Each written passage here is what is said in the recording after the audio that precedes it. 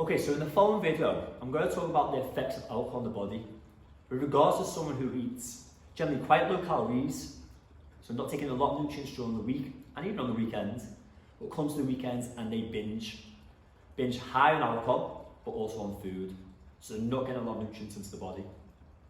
And what this can cause is metabolic adaptation, which is where the body is pretty much living off lower calories, lower energy to maintain its current body weight. And what we need to do, if you need to lose weight, you have to go very low in a deficit, or the best thing to do is to reverse diet, get back to maintenance calories, have a full reset, allow the body to realise I can eat this many calories, maintain its current body weight before we can go back into a cut, therefore lose body fat. But also lose body fat comfortably without killing ourselves with low calories. So in previous videos we spoke about how alcohol slows down digestion. So if you've been out for a big meal and then you go out and have a few drinks, then food is pretty much pushed aside while the body tries to get rid of this alcohol, get rid of this poison that has no positive benefits on the body.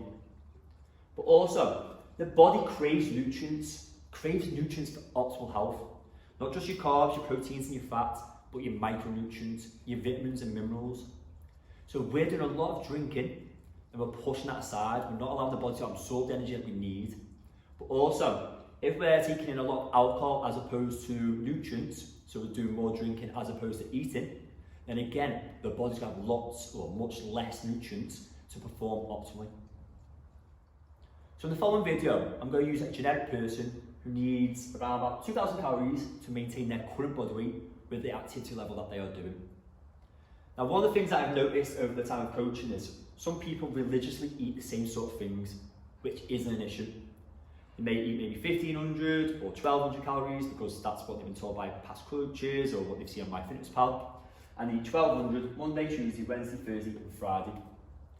So when you weigh in on Monday and when you weigh in on Friday, you should have lost weight because you've been in a calorie deficit. Of course you're in a calorie deficit because you need 2,000 to maintain your current body weight.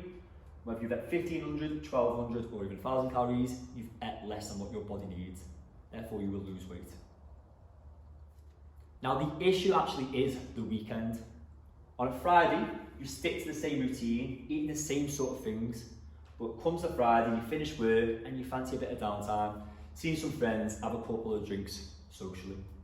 So your calories end up about 2,600 because you've had about 1,000 to 1,100 calories of alcohol alone. And then it comes to Saturday, again you probably eat the same sort of things, maybe go out and have some social food, but also you have some more social drinks, whacking your calories up to maybe 3,000 overall for the day. But predominantly, as you can see, from alcohol. And then on a Sunday, you might have a Sunday roast, get some nutrients back in the body, or you might have a takeaway. So it could be an Indian, pizza, Chinese. Again, you're getting your carbs, your protein, fat, but you're not getting a lot of nutrients. And again, you probably have a couple of social drinks, whacking your daily calories up to 2,600. But as you can see, there's a lot of alcohol calories over the weekend, and probably not a lot of decent nutrients during the weekend either. Now, when we compare the calories during the week without alcohol and with alcohol, this is where we notice the issue. So when we look at calories without alcohol during the week, the 1,500 Monday to Friday, Saturday 1,750, Sunday 2,000, some people even less than that.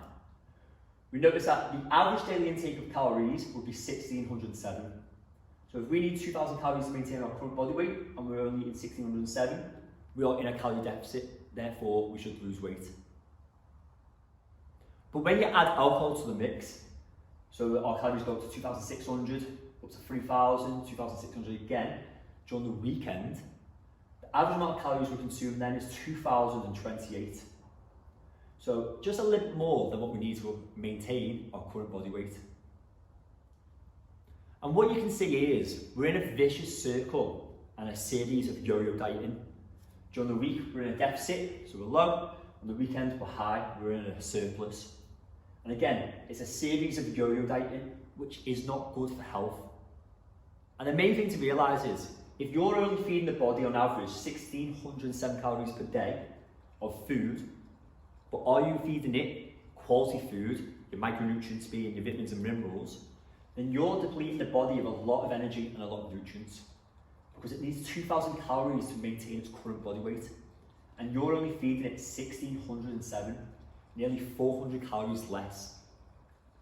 Yes, you might be boosting the body's calories up by alcohol intake, boosting up to maintenance being 2,028, but as we mentioned, this is poison to the body. It has no benefit. It gives us no nutrients that's going to help our body optimally perform.